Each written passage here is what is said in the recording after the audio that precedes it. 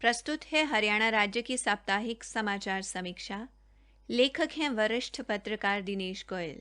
वाचिका रतिका।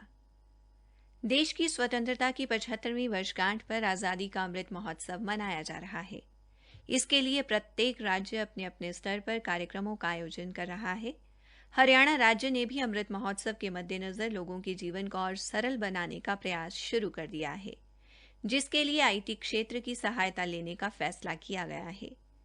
इसी सप्ताह हरियाणा सरकार द्वारा सेवा का अधिकार आयोग, सूचना एवं प्रौद्योगिकी विभाग और एनआईसी के सहयोग से बनाए गए ऑटो अपील सॉफ्टवेयर आस को लोगों की सुविधा के लिए लॉन्च किया गया है। इस सॉफ्टवेयर के काम करने के बाद सेवा के अधिकार के तहत आने वाले कामों को लेकर अब अधिकारी और कर्मचारी किसी प्रकार की लापरवाही नहीं बरत पाएंगे।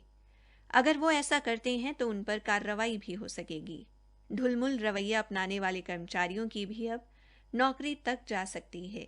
देश में ऐसी व्यवस्था स्थापित करने वाला हरियाणा पहला राज्य बन गया है। हरियाणा वासियों को इस समय 31 विभागों की 546 अधिसूचित सेवाओं में से 277 सेवाएं ऑनलाइन जबकि 269 सेवाएं ऑफलाइन प्रदान की जा रही हैं। ऑफलाइन सेवाओं को भी जल्द ही ऑनलाइन उपलब्ध करवाने के लिए राज्य सरकार द्वारा विभिन्न विभागों के प्रशासकीय सचिवों को निर्देश दिए हैं कि बाकी सेवाओं को भी जल्द से जल्द ऑनलाइन किया जाए। मुख्यमंत्री मनोहर लाल का मानना है कि जो अधिकारी या कर्मचारी निर्धारित समय सीमा के अंदर काम नहीं करता, उसके खिलाफ कार्रवाई होनी चाहिए। सेवा प्रदान करने में कोताही बरतने पर आयोग द्वारा तय की गई सजा पर सख्ती से अमल होना चाहिए। लेकिन जो अधिकारी और कर्मचारी समय से पहले काम कर देते हैं, उन्हें इनाम भी मिलना चाहिए। सेवा का अधिकार अधिनियम के दायरे में आने वाली सेवाओं को समय पर उपलब्ध कराने पर रेवाड़ी जिले को पहला स्थान मिला है। सरल पोर्टल पर जिले में किए गए 98,019 आवेदनों में से 95,070 आवेदनों पर सेवा का अधिकार कानून के तहत सेवाएं प्रदान करके रेवाड़ी ने पूरे प्रदेश में 9.6 का स्कोर हासिल किया है। हरियाणा देश का पहला राज्य है जहां अपने पंजीकृत श्रमिकों को दी जाने वाली कल्याणकारी योजनाओं के लिए ऑनलाइन आवेदन प्राप्त किए जा रहे हैं। जो श्रमिक पहले आवेदन करेगा, उसके आवेदन पर पहले कार्रवाई की जाएगी। अधिकारियों में काम का ऑटोमेटिक एक समान बंटवारा होगा। पिक एंड चूज की नीति पर अंकुश लगेगा। अगर कोई अधिकारी 1 महीने तक उस आवेदन पर कार्रवाई नहीं करता, तो जांच में लापरवाही मिलने पर आरोपी अधिकारी के खिलाफ कड़ा संज्ञान लिया जाएगा। उप मुख्यमंत्री दुष्यंत चौटाला को उम्मीद है कि हरियाणा भवन एवं अन्य सन्निर्माण कर्मकार कल्याण बोर्ड द्वारा तैयार किए गए सेंट्रल प्रोसेसिंग सिस्टम सॉफ्टवेयर का देश में उसी तरह अनुकरण किया जाएगा जिस प्रकार लालडोरा मुक्त गांव अभियान को अपनाया गया है। श्री मनोहर लाल द्वारा वर्ष 2014 में मुख्यमंत्री का कार्यभार संभालने के मात्र 1.5 महीने के भीतर ही सीएम विंडो लॉन्च करके आम आदमी को घर बैठे शिकायत दर्ज कराने का अधिकार दिया गया।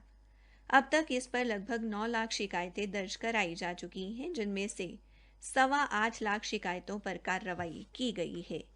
इस तरह देखा जाए तो हर रोज लगभग 400 लोगों को अपने छोटे छोटे कामों के लिए चंडीगढ़ आना पड़ता था।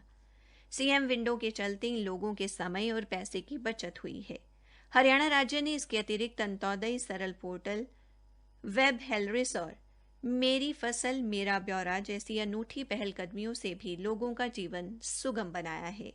कुल मिलाकर हम ये कह सकते हैं कि विभिन्न प्रकार के सॉफ्टवेयर को लॉन्च करके राज्य सरकार ने लोगों का जीवन सुखमय बनाने का कार्य किया है। इसके अलावा सरकार ने स्वतंत्रता के 75वें वर्ष में प्रदेश को प्लास्टिक से भी आजादी दिलाने की दिशा में काम शुरू कर दिया है।